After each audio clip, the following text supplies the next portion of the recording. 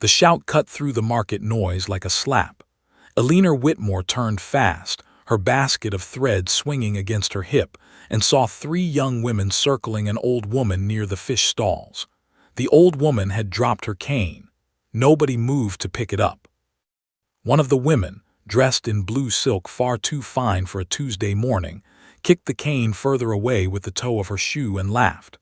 Another leaned close to the old woman's face and said something about her dress being fit for a scarecrow. The old woman said nothing.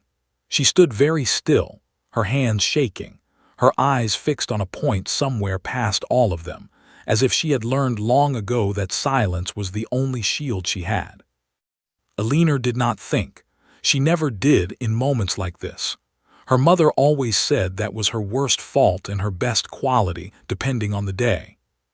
She crossed the square in 6 strides and stepped between the old woman and the 3 young women, close enough that the one in blue silk had to step back or bump into her.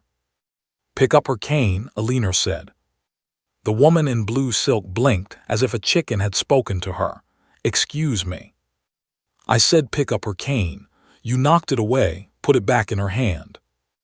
A ripple of laughter went through the small crowd that had gathered, the kind of laughter that could turn against Eleanor just as easily as it had turned against the old woman a moment before. She did not care. She had grown up in a house where laughter was often the last sound before something broke, and she had never learned to fear it the way other people did. "Do you know who we are?" the second woman said, tilting her chin up. "No," Eleanor said, "and I don't care. I know what you're doing, and I know it's cruel, and I know that if my mother saw me standing here saying nothing, she'd take the wooden spoon to me the moment I got home." That got a bigger laugh from the crowd, and this time it was aimed the right direction.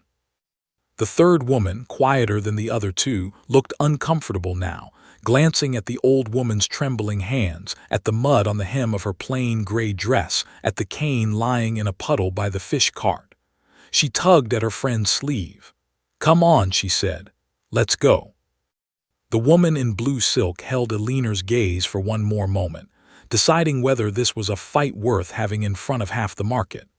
Then she scoffed, tossed her head, and walked off with the other two trailing behind her, their fine skirts sweeping through the mud. Eleanor bent down and picked up the cane, wiping it against her own skirt before she held it out. The old woman took it with both hands, and for a moment she did not speak. Her fingers were thin and spotted with age, and they trembled around the handle of the cane the way a bird's wings tremble before flight. "Thank you," the old woman said finally. Her voice was quiet, but there was something in it, a kind of steadiness underneath the shake, that made Eleanor look at her more closely. "You're welcome," Eleanor said. "Are you hurt anywhere? Did they touch you?" "No," the old woman said. "Only my pride, and that mends quicker than it used to hurt." Eleanor smiled at that, and something in the old woman's face softened just slightly, like a window opening a crack to let in air.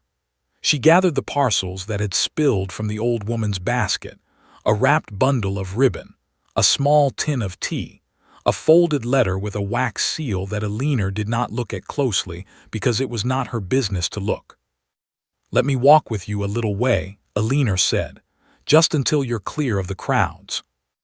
The old woman studied her for a long moment, the way people study something they are not used to being offered, a kindness with no obvious reason behind it. Then she nodded, and the two of them walked together through the thinning edge of the market, past the baker's stall and the cart selling apples, the old woman leaning slightly on her cane and slightly, though she would never have said so, on the steadiness of the young woman beside her. They did not talk much.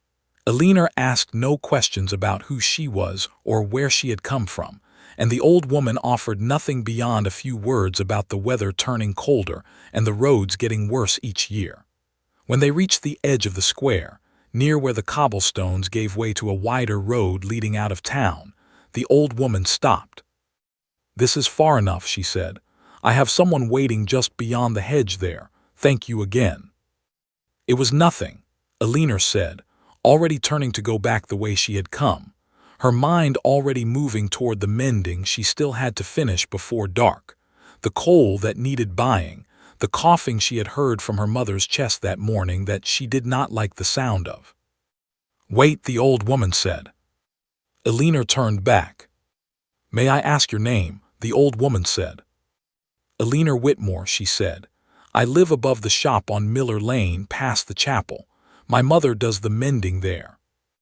The old woman repeated the name softly, as if fixing it somewhere she would not lose it. Then she nodded once, turned and walked toward the hedge, where Alina could just make out the dark shape of a carriage waiting on the far side, plain and unmarked, with no crest on the door. Alina thought nothing more of it. She walked home with her basket of thread, stopped at the baker's for a heel of bread because it was cheaper at the end of the day, and let herself into the narrow set of rooms above the shop, where she and her mother had lived for as long as she could remember. Her mother was awake, sitting by the window with a shawl around her shoulders despite the mild afternoon, her hands busy with a hem even though her breath came shorter than it used to. "You're late," her mother said, not looking up. "There was trouble in the market," Alina said, setting the basket down and crossing to check the fire. "What kind of trouble?" "Some fine ladies decided an old woman's dress wasn't good enough for their eyes," Alina said. "I told them what I thought of that." Her mother's needle paused. She looked up, and there was a flicker of worry in her eyes, the particular worry of a woman who had raised a daughter with too much spine for their station. "Alina, you cannot keep doing that. One day you'll say the wrong thing to the wrong person." "I said the right thing to the right person," Alina said. "That's all that matters to me." Her mother sighed, but there was a small, tired smile underneath it, the kind that said she was proud even as she worried. She went back to her sewing, and Alina busied herself with the fire, and neither of them thought again about the old woman in the plain gray dress, or the unmarked carriage waiting behind the hedge, or the way the old woman had repeated her name so carefully, like something worth remembering. That night, in a house Alina had never seen and would not have believed if someone had described it to her, the old woman sat in a high-backed chair by a fireplace large enough to stand in, and a servant asked her how her morning in town had gone. "Badly at first," the old woman said. "Then a girl stepped in front of me and would not step aside until those women had gone." "Did she know who you were, my lady?" the servant asked. "No," the old woman said, and there was something almost like wonder in her voice. "That's what makes it worth remembering. Find out everything you can about her. Her name is Alina Whitmore. She lives above a shop on Miller Lane, past the chapel."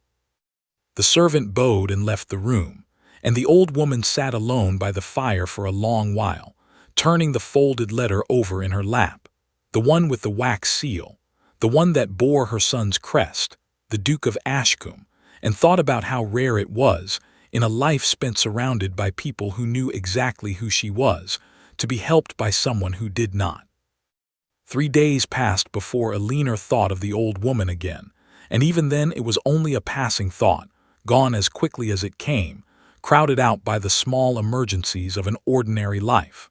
Her mother's cough had worsened. The coal merchant had raised his prices. A dress that needed hemming by Thursday sat unfinished on the table because Alina's fingers ached from a long day of piecework. She was standing at the wash basin scrubbing a stain from a collar when she heard the sound of wheels on the cobblestones outside, a sound different from the usual carts and drays that passed along Miller Lane. She looked out the narrow window and saw a black carriage, unmarked, drawn by 2 matched horses, stopped directly in front of the shop below. A footman in plain dark livery stepped down and looked up at the windows above the shop, checking something against a slip of paper in his hand. Then he knocked at the street door. Alina's mother looked at her, alarmed. Who would send a carriage like that here? "I don't know," Alina said, drying her hands quickly on her apron and going down the narrow stairs to answer the door herself. The footman removed his hat when she opened it. "Miss Alina Whitmore." "Yes," she said, her heart beginning to beat a little faster, though she could not have said why. "I have been sent to deliver this," he said, and held out a folded letter, sealed in wax with no name written on the outside. Alina took it carefully, as if it might be something dangerous, which in a way, though she did not know it yet, it was. The footman bowed slightly, returned to the carriage, and it pulled away down the street, leaving Alina standing in the doorway with the letter in her hands and her mother's voice calling down the stairs, asking what it was.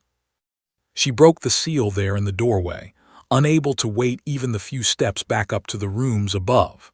The handwriting inside was elegant, controlled, the hand of someone who had been taught penmanship as a child and had never let it slip. It read simply that the writer would be grateful if Miss Whitmore could call at Ashcombe House the following afternoon, at her earliest convenience, regarding a matter of some importance. It was signed only with an initial, the letter A, and beneath it, almost as an afterthought, a note that a carriage would be sent for her at 2 o'clock, and that a fee for her time would be provided regardless of the outcome of their conversation. Alina read it twice, then a third time, standing very still in the doorway while the ordinary sounds of the street went on around her. A cart rattling past, a dog barking somewhere down the lane, a woman calling her children in for their supper. Ashcombe House. Even Alina, who paid little attention to the doings of the grand families beyond the town, knew that name. It belonged to the Duke of Ashcombe, a man spoken of in the market and the tavern with a mixture of respect and unease, known for being exacting, cold, and utterly uninterested in the small concerns of ordinary people. It was said he had not smiled in public since his father died. It was said his household ran like a clock, every servant afraid of being a minute late or a penny short. What could a house like that possibly want with her? She went back upstairs slowly, the letter still open in her hand, and found her mother waiting with a worried crease between her brows. Well, her mother said, "What is it?" "I've been asked to call at Ashcombe House tomorrow," Alina said, and even saying it aloud sounded strange, like a sentence from someone else's life. "Ashcombe House," her mother repeated, her voice thin. "Alina, what have you done?" "Nothing," Alina said, though even as she said it she was thinking of the old woman in the market, the trembling hands, the cane knocked into the mud. She looked down at the letter again. "There's a fee mentioned. Enough, I think, to cover the coal and more besides."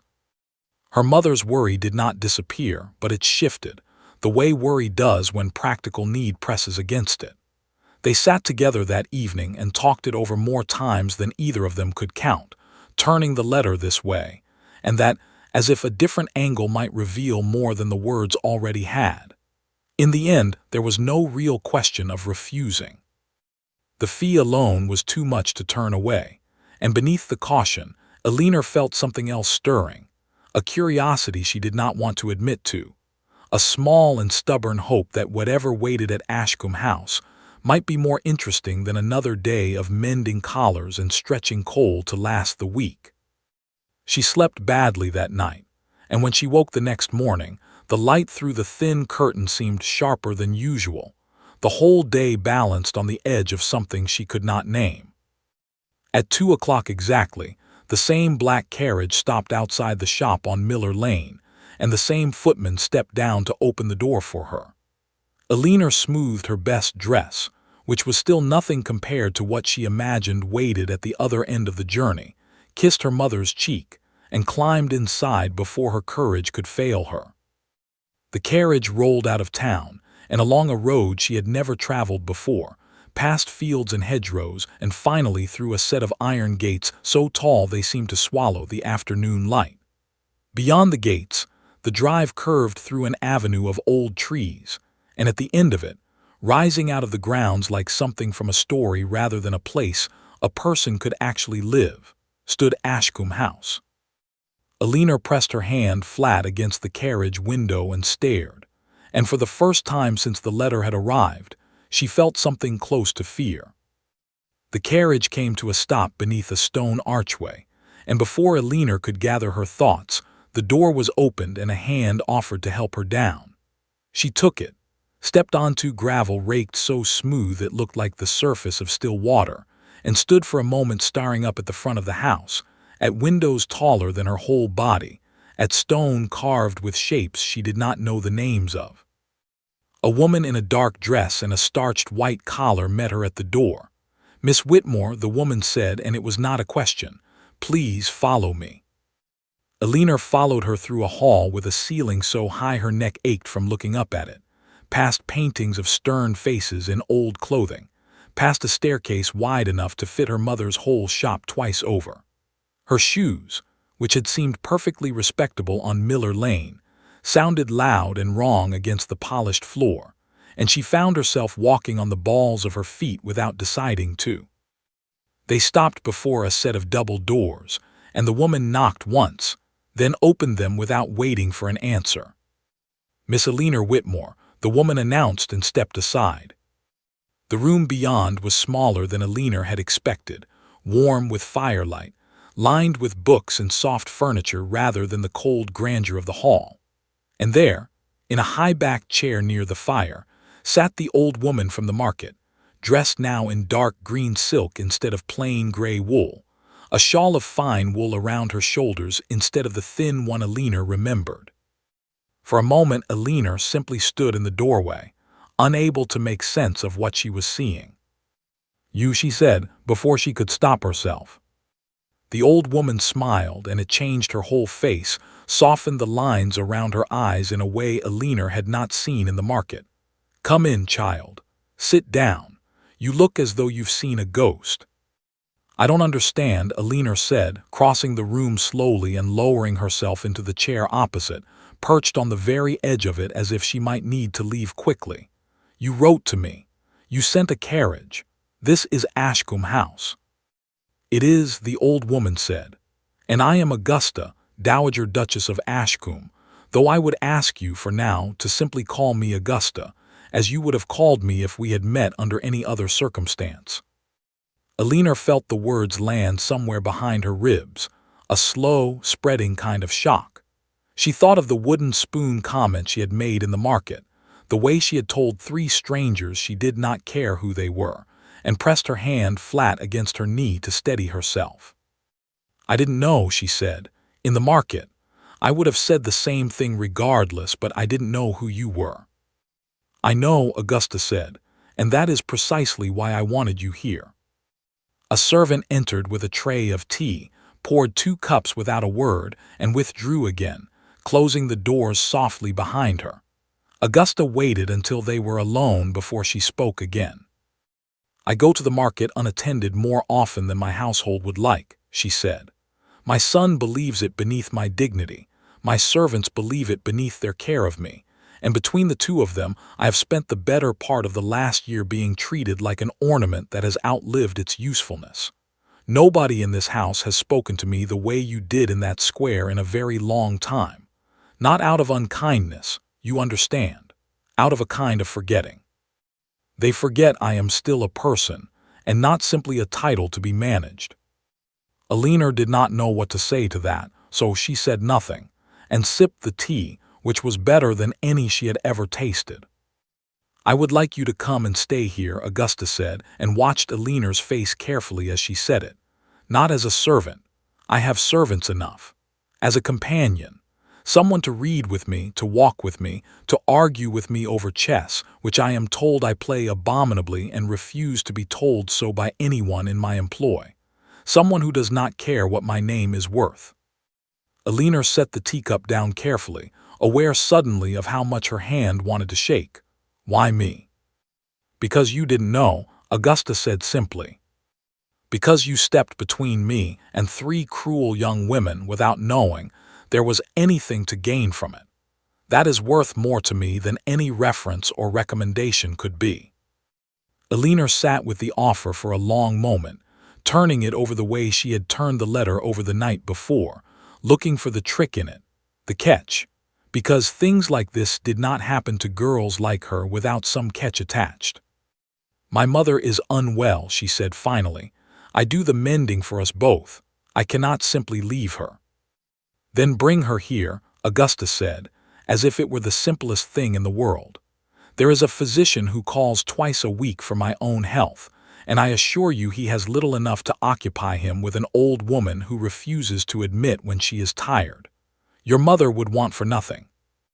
"I couldn't accept charity," Alina said, and there was something sharp in her voice now, a pride that had been hammered into her by years of just barely managing, of never owing anyone anything she couldn't pay back. "It would not be charity," Augusta said, and something in her tone sharpened to match. "It would be wages, for work you would actually do. I am not a woman who gives things away for nothing, Miss Whitmore. Ask anyone in this county. I am asking you to work for me, and I am prepared to pay you fairly for it, and to see that your mother is cared for while you do. If that is charity, then every servant in this house is a charity case, and I doubt you would say that to any of them." Alina felt the argument slip out from under her, and something in her chest loosened just slightly at being spoken to so plainly, without softness dressed up as kindness. She looked around the room again, at the fire, the books, the fine cloth of Augusta's dress, and tried to imagine herself living inside it, and could not quite manage the shape of the thought. "I would need to see the terms in writing," she said finally, "and I would need my own room, separate from my mother's, so that I am not simply nursing her under a different roof. And I would want it understood clearly from the start that I will not be told to curtsy to people or hold my tongue when I see something I think is wrong. I did that for no one in the market, and I won't start now." Augusta laughed then, a real laugh, sudden and delighted, the kind that seemed to surprise her as much as it surprised Alina. "That," she said, "is exactly the answer I was hoping for." They talked for another hour, working out the practical shape of the arrangement, and by the time the carriage carried Alina back to Miller Lane that evening, her head was full of numbers and rooms, and the strange, dizzying fact that her life had turned a corner she had not seen coming. Her mother listened to the whole story with her mouth slightly open, the mending forgotten in her lap. "The Dowager Duchess," she said finally, as if testing whether the words would make more sense out loud than they had in her head. "You told the Dowager Duchess of Ashcombe that you'd take a wooden spoon to yourself." "I didn't know," Alina said again, because it seemed important that her mother understand that part. Her mother laughed then, a startled, disbelieving sound, and shook her head. "Well," she said, "it seems your temper has finally paid for something."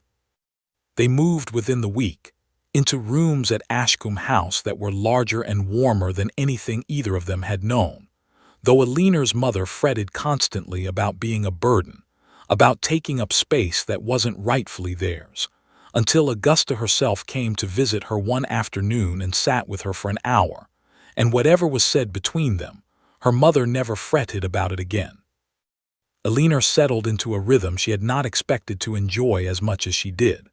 Mornings were spent reading to Augusta from whatever book had caught her interest that week, novels mostly, though Augusta had strong and often unfashionable opinions about which novels were worth the paper they were printed on.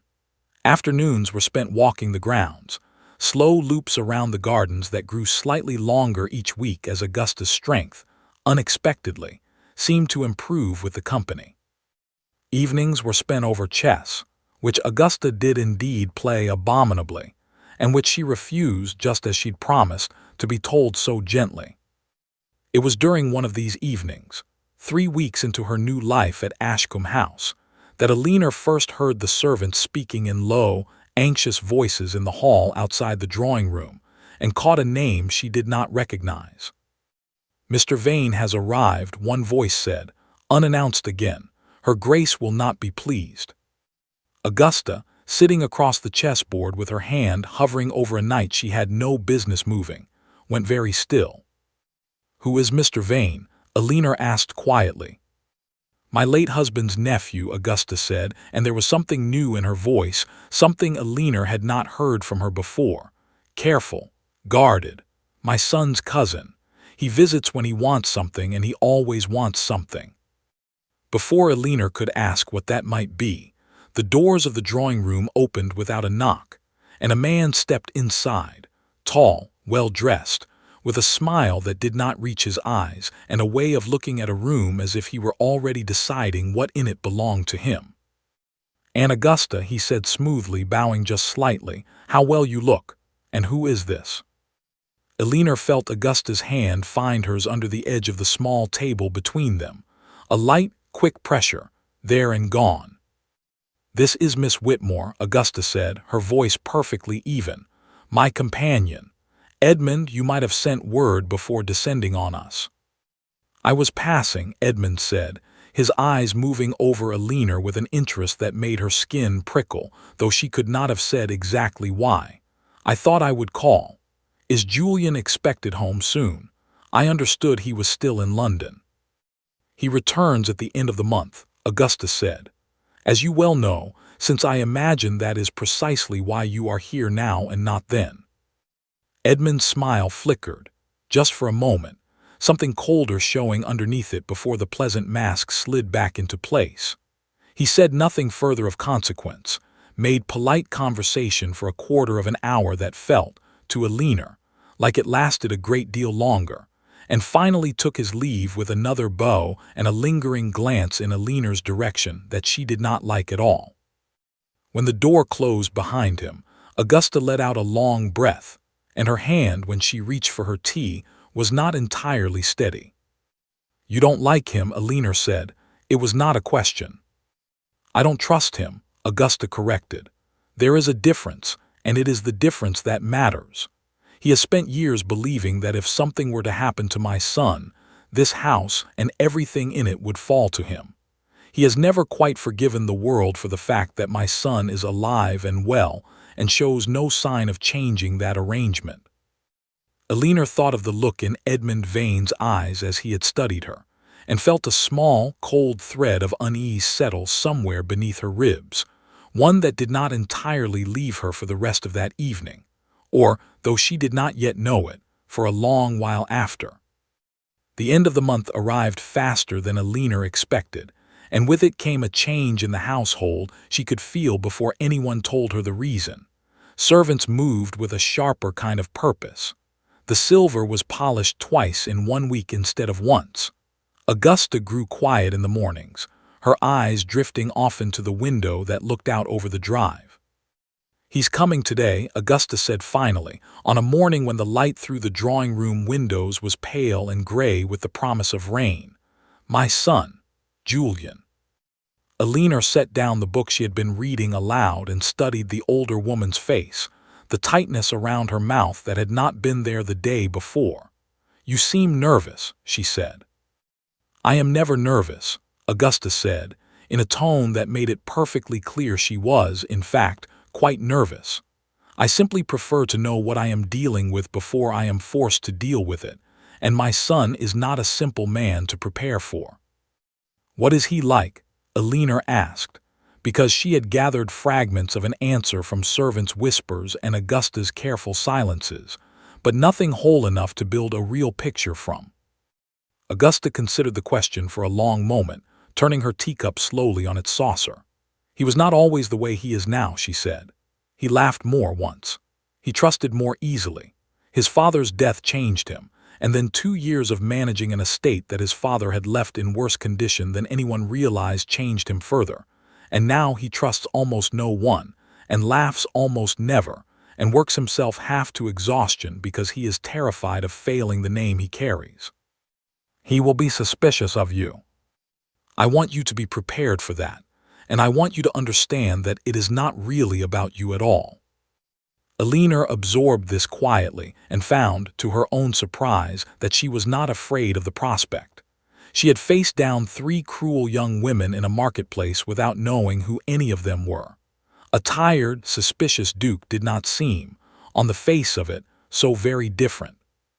The carriage arrived just before noon, and Eleanor watched from an upstairs window as a tall man stepped down onto the gravel drive, dressed in dark traveling clothes, his hair slightly disordered by the road, his shoulders held with the particular stiffness of a man who had not properly rested in longer than he would admit.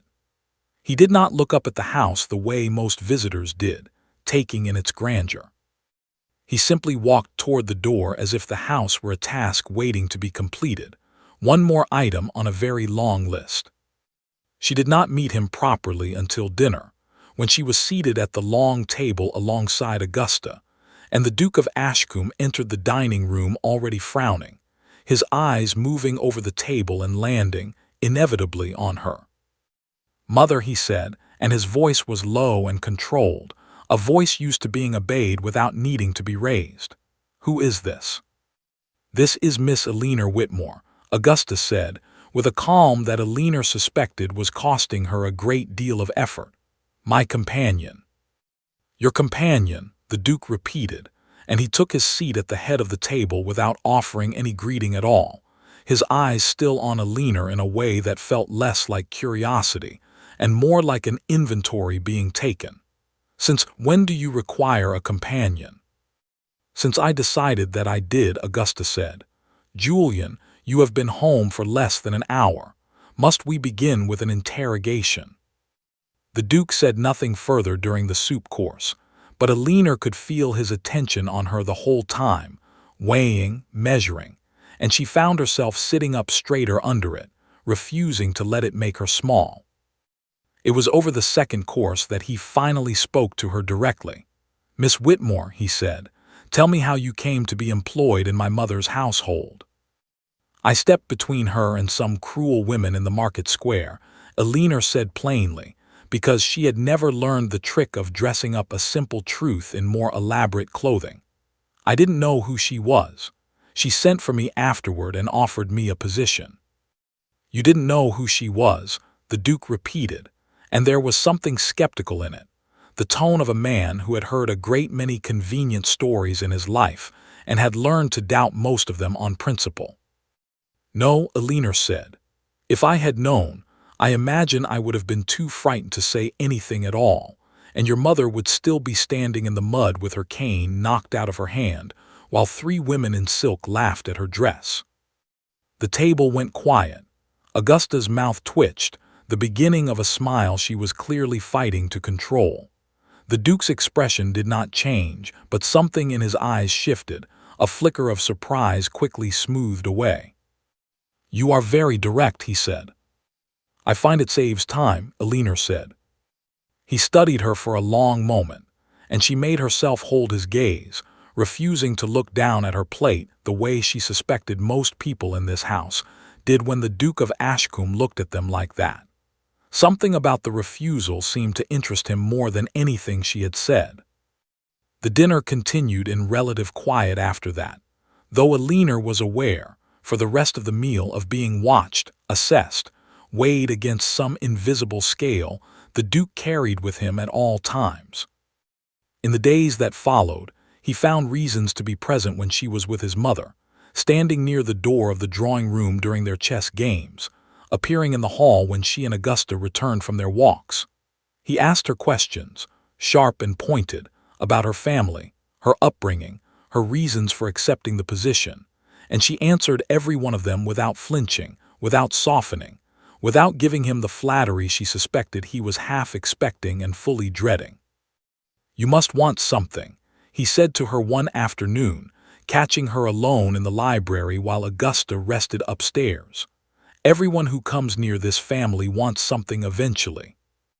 "I want my wages," Eleanor said, not looking up from the shelf she was searching.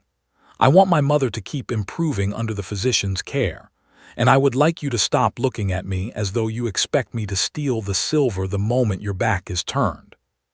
He was quiet for a moment, and when she finally looked over at him, there was something almost like amusement pulling at the corner of his mouth, quickly suppressed. "I don't think you're after the silver," he said. "Then what do you think I'm after?" she asked. "I don't know yet," he said. "That's what concerns me." She might have found the suspicion insulting in another life, but there was something underneath it that she recognized, a wariness worn smooth by disappointment, and she found herself, against her better judgment, a little curious about the man carrying it. It was Augusta who told her a few days later some of what lay beneath her son's guardedness. "His father died suddenly," she said. 2 years passed, and Julian discovered afterward that the estate was in far worse condition than any of us had known, debts hidden behind a careful public face, tenants neglected, Half the household staff owed months of wages. He has spent every day since trying to fix what his father broke, and he has learned, in the process, that almost everyone who approaches this family wants something from what remains of it. Edmund most of all. Eleanor thought of the cousin's cold smile, the way his eyes had moved over her as though cataloging her worth, and felt that same thread of unease tighten again. She did not have long to wait before Edmund reappeared. He arrived again without warning, a week after the Duke's return, and this time his manner toward Eleanor was different, less openly assessing and more deliberately friendly, the kind of friendliness that made her more suspicious, not less. "Miss Whitmore," he said, finding her alone in the garden one afternoon while Augusta rested, "I understand you've made quite an impression on my cousin." "I don't know what you mean," Eleanor said, continuing to walk rather than stopping to give him her full attention. "Julian doesn't warm to people easily," Edmund said, falling into step beside her uninvited. "I find it interesting that he's made an exception for a companion with no family name and no fortune to speak of. One wonders what exactly earned you that exception." "I earned it by doing my work well," Eleanor said, and stepped away from him toward the rose beds, putting a deliberate distance between them. "Of course," Edmund said smoothly, though his eyes did not agree with his tone. "Of course. I only mean to say, Miss Whitmore, that people in your position often find themselves in situations they didn't quite plan for. It would be a shame if your good fortune here were to attract the wrong kind of attention. This family has had enough difficulty without further complications." "Is that a warning?" Eleanor asked, turning to face him directly. "It's a friendly observation," Edmund said, smiling in a way that did not reach his eyes, the same smile she remembered from the drawing room weeks before. Nothing more. He left soon after, and Eleanor stood among the roses for a long moment, turning his words over, trying to decide whether she had imagined the threat beneath them, or whether it had been exactly as real as it felt. She mentioned the conversation to Augusta that evening, choosing her words carefully, not wanting to alarm the older woman more than necessary. Augusta's face, when she finished, had gone pale and still.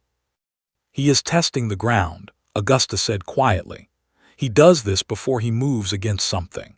He tested it with the household accounts 2 years ago, before we discovered he had been quietly diverting funds meant for tenant repairs into an account of his own. Julian caught it before real damage was done, and Edmund has never forgiven either of us for the discovery." Eleanor felt the cold thread of unease tighten into something closer to alarm. "Does the Duke know he spoke to me this way?" "Not yet," Augusta said, "but he will." That night, unable to sleep, Eleanor walked the halls quietly and found herself, without entirely meaning to, near the study where a light still burned beneath the door. She knocked softly, and the Duke's voice, tired, told her to enter. He was seated behind a desk covered in ledgers, his coat discarded over the back of his chair, his sleeves rolled up in a way that made him look younger and less certain than he did during the day. He looked up when she entered, and something in his face changed, a wariness sliding briefly into simple tiredness before he caught himself and straightened. "Miss Whitmore," he said, "it's late." "I know," she said. "I wanted to speak with you about your cousin." He set down his pen slowly, and for the first time since she had met him, he looked at her without any of the guarded distance she had grown used to, only a sharp, focused attention that made her aware of how quiet the house was around them, how close together the two of them were standing in the small circle of lamplight. "Tell me what he said," the Duke said, and his voice had gone low and careful, the voice of a man bracing himself for something he had feared for a long time. Eleanor told him everything, and watched his face harden with every word, watched the tiredness burn away into something colder and more purposeful, and understood in that moment that whatever quiet, guarded life this family had been living, it was about to change. "He asked me for details," the Duke said finally, when she had finished speaking. "Repeat exactly what he said, word for word, as best you can remember it. Alina did, and watched him listen with the stillness of a man cataloging evidence rather than simply hearing a story. When she finished, he sat back in his chair and pressed his hand briefly against his eyes, and for a moment the careful control he wore like armor slipped, and she saw, underneath it, something closer to exhaustion than anger. "He has been waiting for something like this," the Duke said. "A weakness, a crack he can widen. He tried it once with the household accounts and I stopped him before he could do real damage, but he has never stopped looking for another way in." "What would he gain from threatening me?" Alina asked. "I have no fortune. I have no family name worth mentioning. I don't understand what I could possibly represent to a man like that." "Leverage," the Duke said simply. "My mother trusts you. I have begun to trust you, more than I intended to, more than I trust most people who walk through that door. If Edmund believes he can use you to reach either of us to create doubt or scandal or distraction, he will try. He has done worse with less to work with." Alina sat with that for a long moment, the quiet of the study pressing in around them, the lamplight throwing soft shadows across the ledger spread over the desk. "I'm not afraid of him," she said finally. "You should be a little afraid," the Duke said, and there was something almost gentle in the way he said it, a warning rather than a criticism. "Not because you are weak, because he is dangerous precisely when people underestimate how far he is willing to go." "What has he done before?" Alina asked, "besides the accounts?" The Duke was quiet for a long moment, and when he spoke again his voice had dropped lower, careful in a way that told Alina he was choosing his words with unusual precision. "My father's death was sudden," he said. "A fall from his horse, on a stretch of road he had ridden 1,000 times before without incident. The physician called it an accident. I have never quite believed that, though I have never been able to prove otherwise, and Edmund benefited more than anyone from that particular accident, at least until I inherited everything that should have passed to him if I had not existed at all." Alina felt a chill move through her that had nothing to do with the temperature of the room. "You think he had something to do with your father's death?"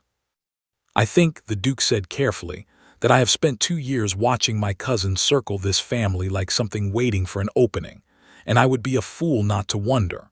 I have no proof. I want you to understand that clearly, because I will not have rumors spreading through this house on the strength of my own suspicion alone. But I will not pretend the thought has never crossed my mind, and I will not let him find an opening through you if I can help it." They sat together in the quiet study for a long while after that, the fire burning low, neither of them speaking, and Alina found that the fear she might have expected to feel had settled instead into something steadier, a kind of resolve that matched the look she saw settling over the Duke's face. "I don't frighten easily," she said finally. "Whatever he's planning, I'd rather know about it and face it than be kept in the dark to protect me from worry." The Duke looked at her for a long moment, something unreadable moving behind his eyes. "Most people in my position would tell you that a companion's safety is not something you need to concern yourself with," he said. "That I would simply protect you, and you would simply be protected, and that would be the end of it." "Is that what you're telling me?" Alina asked. "No," he said. "I'm telling you that I think you'd refuse to be protected in that way even if I tried, and that I find I don't particularly want to argue with you about it." Something passed between them then, quick and unspoken, and Alina looked away first, aware suddenly of how close they were sitting, how late the hour had grown, how the careful distance she had maintained since her arrival at Ashcombe House had thinned without her quite noticing when it happened. In the days that followed, the household changed in ways only Alina and Augusta seemed to notice at first. The Duke began keeping closer watch over the estate's finances, reviewing every transaction personally rather than leaving them to his steward. He wrote letters that he sealed himself and sent by messengers he trusted rather than the usual channels. He asked quiet questions of the older servants, the ones who had been at Ashcombe House long enough to remember his father's final months, gathering fragments of memory that had never seemed important enough to mention before. Edmund visited twice more in the following fortnight, and each time his manner toward Alina grew slightly bolder, slightly more pointed, testing the edges of what he could say without quite crossing into something that could be reported as a direct threat. Alina met each attempt with the same flat refusal to be intimidated that she had shown him from the start, and reported every word of it to the Duke afterward, watching his jaw tight a little more each time. It was during Edmund's third visit that the situation shifted into something more dangerous. Alina had gone walking alone in the far edge of the gardens, near the old stone wall that marked the boundary between the cultivated grounds and the wilder woodland beyond, when she heard footsteps behind her on the gravel path, too heavy and too deliberate to belong to a gardener. "Miss Whitmore," Edmund said, stepping out from behind a hedge in a way that made it clear he had been waiting rather than simply passing by. "I wondered if I might have a private word." "I don't believe we have anything to discuss privately," Alina said, already turning to walk back toward the house, but he stepped into her path, blocking the way with a smile that had entirely lost whatever pleasantness it had once pretended to hold. "You've made yourself quite comfortable here," he said. "A companion with no fortune, suddenly dining at the family table, suddenly trusted with private conversations in my cousin's study late at night. Servants talk, Miss Whitmore. It would be a terrible thing if word of your late-night visits to the Duke's private rooms found its way beyond these walls. A terrible thing for your reputation. A terrible thing for his." "There is nothing improper in those conversations," Alina said, keeping her voice steady though her heart had begun to pound hard against her ribs. "Whether there is or isn't hardly matters," Edmund said softly. "What matters is what people believe, and I find people believe the worst of a penniless companion far more readily than they believe the best. I would hate for your mother to lose her comfortable rooms here because her daughter's reputation became inconvenient for this family to be associated with." Alina felt the threat land exactly where he had aimed it, at the one place she could not defend without cost, and for a moment fear did rise in her, sharp and sudden, before something harder took its place. "You're threatening my mother," she said, "because you cannot find a way to threaten me directly." "I am simply pointing out the consequences of certain arrangements," Edmund said. "Consider it a kindness. Leave this house quietly, tell my cousin you've had a change of heart, and no one need ever hear a word about any of it." "And if I don't," Alina said. Edmund's smile widened, cold and certain. "Then we shall see how quickly a comfortable life can become an uncomfortable one," he said, and stepped past her, walking back toward the house without waiting for a response. Leaving her standing alone by the old stone wall with her hands clenched at her sides, and her mind racing through every possible way this could go wrong. She did not go directly to the Duke. She found Augusta first, in the small sitting room where she usually rested in the late afternoon, and told her everything, watching the older woman's face grow pale, and then slowly, hard with a fury Alina had not seen in her before. "He has gone too far this time," Augusta said, rising from her chair with more energy than she had shown in weeks. "Threatening your mother, threatening your reputation to force you out. This is no longer testing the ground, Alina. This is exactly the kind of move that finally gives Julian grounds to act." "Act how?" Alina asked. Augusta's eyes were sharp and clear, all trace of the trembling, uncertain woman from the market square gone entirely. "My son has spent 2 years being careful," she said, "because he had no proof, only suspicion, and a man cannot move against family on suspicion alone, not without destroying what little trust remains in this name. But threatening a member of this household directly, that is different. That is something we can act on." They found the Duke together, and Alina told the story a second time, watching his face this time rather than Augusta's, watching the careful control crack wider than she had yet seen it crack, watching something cold and decisive settle into his eyes in its place. "He threatened your mother," he said, when she had finished, his voice very quiet and very even in a way that felt far more dangerous than shouting would have. "Yes," Alina said. The Duke was silent for a long moment, standing very still by the window, his hands clasped behind his back. When he finally spoke, his voice had lost none of its quiet, but something underneath it had shifted, hardened into resolve. "I have spent 2 years protecting this family by staying careful," he said. "By gathering evidence quietly, by watching, by waiting for a mistake I could act on without doubt.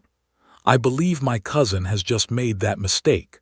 Tomorrow, I intend to make sure he understands exactly what it will cost him."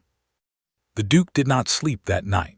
Alina knew this because she saw the light still burning beneath the study door when she rose before dawn, unable to rest herself, her mind circling endlessly around Edmund's cold smile and the threat he had aimed so precisely at her mother. She found him surrounded by papers she had never seen before, ledgers far older than the ones he usually reviewed, letters with broken seals, and a small leather notebook filled with cramped, careful handwriting that she did not recognize. "You should be resting," he said, without looking up. "So should you," she said, and crossed the room to look at what lay spread across the desk. "What is all this?" "Everything I have gathered in 2 years," he said. "Every discrepancy in the household accounts. Every letter my father wrote in the months before his death that hints at a disagreement with Edmund over money he believed belonged to the estate. Every servant's account of Edmund's movements the day my father died, which, taken together, place him on the estate grounds at an hour he later claimed to have spent 30 miles away." Alina felt her breath catch. "That's proof," she said, "isn't it?" "It's enough to raise serious questions," the Duke said. "Whether it's enough to prove anything beyond doubt, I don't know. But combined with what he said to you yesterday, combined with the account's fraud from 2 years ago that we already caught him at once, I believe it's enough to finally force this into the open, in front of witnesses who cannot be bought or silenced." "What do you intend to do?" Alina asked. "He is expected here again this afternoon," the Duke said. "He believes he is coming to collect an answer from you, or from me, about whether his warning has been heeded. Instead, he will find the local magistrate waiting alongside my mother's solicitor, and every piece of evidence I have gathered laid out before him. I intend to give him no room to maneuver, no private conversation in which he can charm or threaten his way free." Alina looked at the careful, methodical arrangement of papers on the desk, at the exhaustion etched into the Duke's face, and felt something in her chest tighten with a feeling she did not entirely have a name for, something that was not quite fear and not quite admiration, but sat somewhere close to both. "I want to be there," she said. He looked up at her then, surprised. "This could become dangerous," he said. "Edmund is not a man who takes cornering well. If he believes he has nothing left to lose, there is no telling what he might do." "I am the one he threatened," Alina said. "I would rather stand and watch this end than hide upstairs wondering how it turned out." The Duke studied her for a long moment, and something in his expression, tired as it was, softened into something that might, in a different circumstance, have been called tenderness. "Very well," he said, "but you will stay close to my mother, and if I tell you to leave the room, you will leave it without argument." "Agreed," Alina said, though she privately reserved the right to change her mind if the moment called for it. The afternoon arrived with a heaviness in the air that seemed to match the tension inside the house. Alina stood beside Augusta in the drawing room, both of them dressed with unusual care, as if armor could be woven from silk and careful posture. The magistrate, a stout, serious man named Mr. Ashford, arrived first, along with Augusta's solicitor, a thin, precise man who carried a leather case of documents under his arm and greeted no one until he had confirmed every paper inside it was exactly where it should be. The Duke stood near the fireplace, his back straight, his face arranged into the same cold, controlled expression Alina had seen on the first night of his return, though she knew now what lay underneath it: the exhaustion, the grief for a father he was not yet permitted to properly mourn, the fear of failing a name that had never asked whether he wanted to carry it. Edmund arrived precisely on time, striding into the room with his usual easy confidence, a confidence that faltered visibly when he took in the gathered company, the magistrate's serious expression, the solicitor's leather case, the way every eye in the room turned toward him at once. "What is this?" he said, his smile flickering and then reasserting itself, thinner now, more strained. "Julian, what is the meaning of gathering half the county in your drawing room?" "Sit down, Edmund," the Duke said, his voice perfectly level. "We have a great deal to discuss." "I don't know what you imagine you have to discuss with me," Edmund said, though his eyes had already moved to the papers spread across the table near the solicitor, and something in his face tightened. "We can begin," the Duke said, "with the household accounts you diverted 2 years ago, funds meant for tenant repairs that somehow found their way into a private account bearing your name. We caught that, and we chose, at the time, out of some misplaced sense of family loyalty, not to pursue it further than a private conversation. That was a mistake I do not intend to repeat." Edmund's jaw tightened, but he said nothing, and the Duke continued, his voice never rising, never wavering, laying out each piece of evidence in turn. The servant accounts placing Edmund at the estate on the day of his father's death, the letters hinting at a bitter disagreement over money in the months before, the pattern of small deceptions that, taken alone, might each have been explained away, but taken together painted a picture no reasonable person could dismiss. "And now," the Duke said finally, "you have threatened a member of this household, a young woman with no fortune and no family name to protect her, in an attempt to force her from this house and remove a witness to your visits here. That threat was made in the hearing of my mother, and it is the final piece I needed to bring this before the law rather than continuing to handle it privately." Edmund's composure cracked at last, the smooth mask sliding away to reveal something colder and more desperate underneath. "You have no proof of anything regarding your father," he said, his voice rising for the first time. "An accident, a tragic accident. You cannot build a case on servants' gossip and old letters." "Perhaps not enough to prove everything I suspect," the Duke said, "but more than enough to prove fraud, and more than enough to prove that you threatened a member of this household with the intent of protecting yourself from further scrutiny. Mr. Ashford has already reviewed the account's evidence this morning. He agrees there is more than sufficient grounds to proceed." The magistrate stepped forward then, his voice grave and official in a way that seemed to fill the whole room. "Mr. Vane," he said, "I must ask you to accompany me.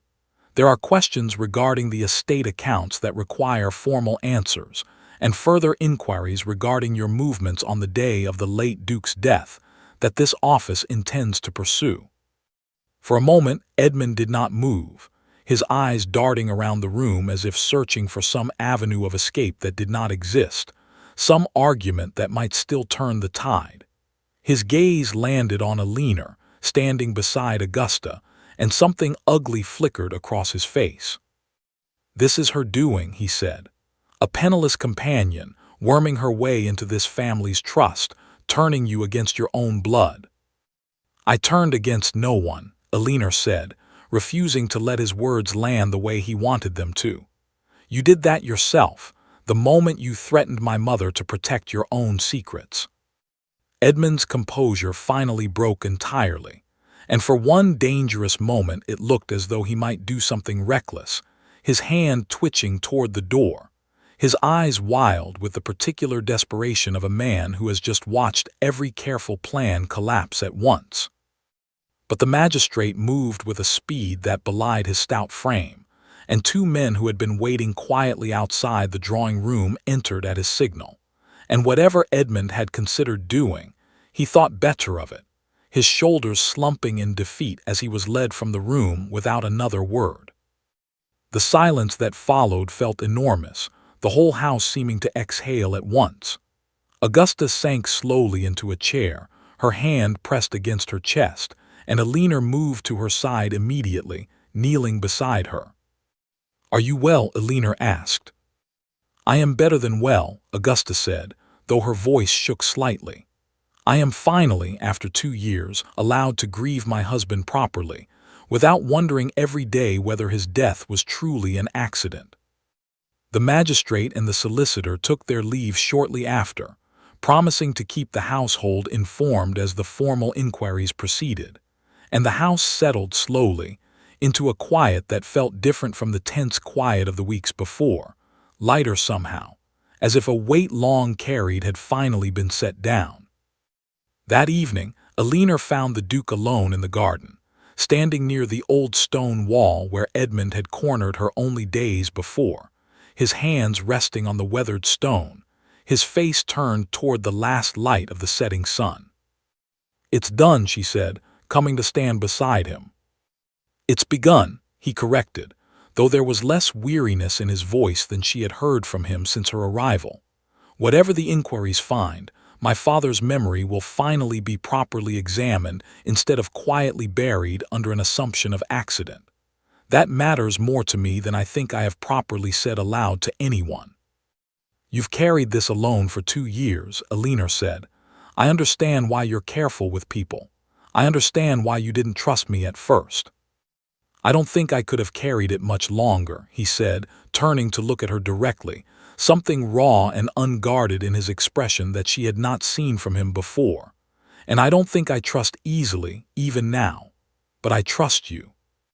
I have trusted you since you told my mother off in that market square without knowing who she was, and I think, if I am honest, I began caring for you somewhere in the weeks since, in a way I did not expect and did not particularly want, given everything else this family has been carrying." Alina felt her heart climb into her throat and found for once that she did not have a plain, blunt answer ready. "What are you saying?" she managed finally. "I'm saying," he said, "that a companion with no fortune and no family name has become the person I most want to talk to at the end of every difficult day, and I find I am no longer interested in pretending otherwise, whatever the county might say about it." "The county will say a great deal," Alina said, though she found she was smiling despite herself. "Let them," he said. "I have spent 2 years worrying about what people would say about this family. I find I have very little worry left over for what they might say about this."